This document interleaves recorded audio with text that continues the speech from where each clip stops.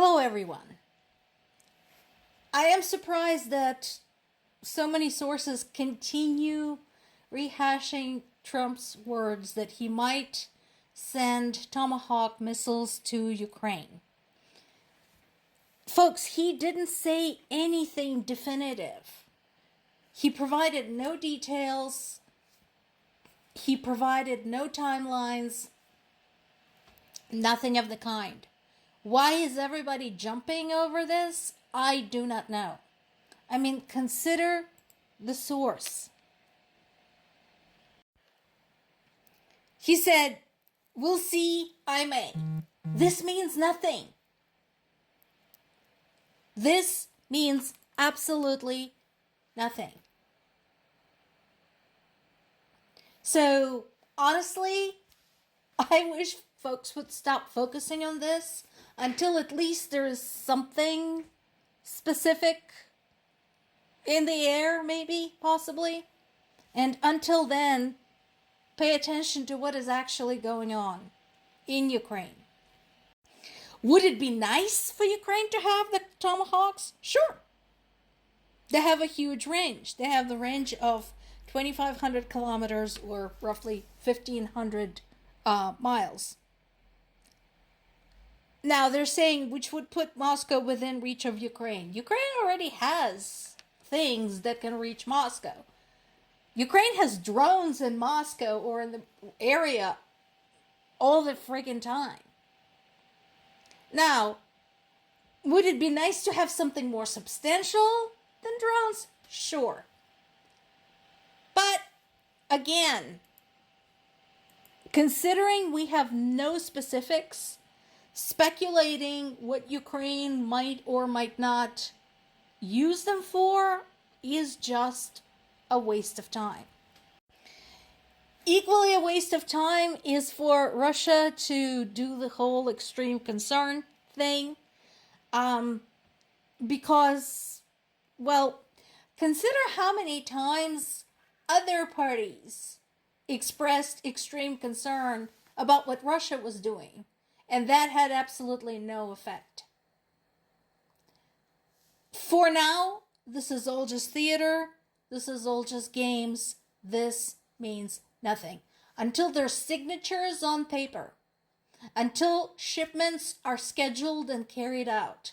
As I said, until the Tomahawks are in possession of the Ukrainian military with fingers on buttons, none of this matters.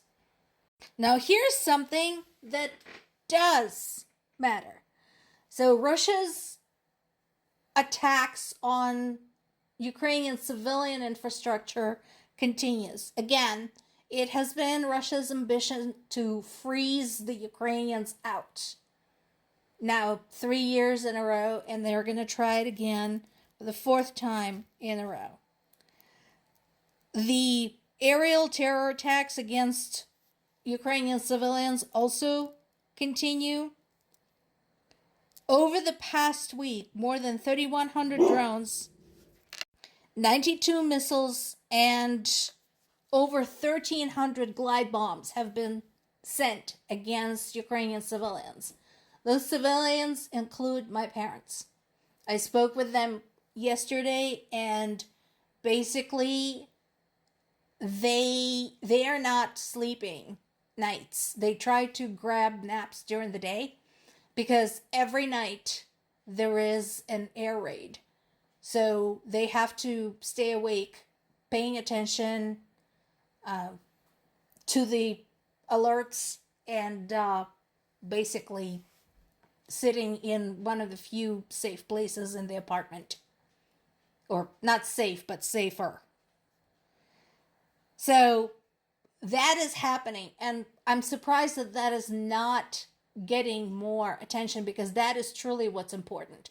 Not some hypothetical Tomahawk missiles that Trump might or might not maybe decide to sell to Ukraine, but people suffering on the ground. And yeah, I agree with Zelensky. There should be tighter sanctions on buyers of Russian oil. It's really simple. oil being one of Russia's primary exports, the money goes to feed this war. As long as Russia has buyers, they are not going to stop. A word from Estonia. Hey, here they are again. Now, this is something people of Ukraine are very familiar with.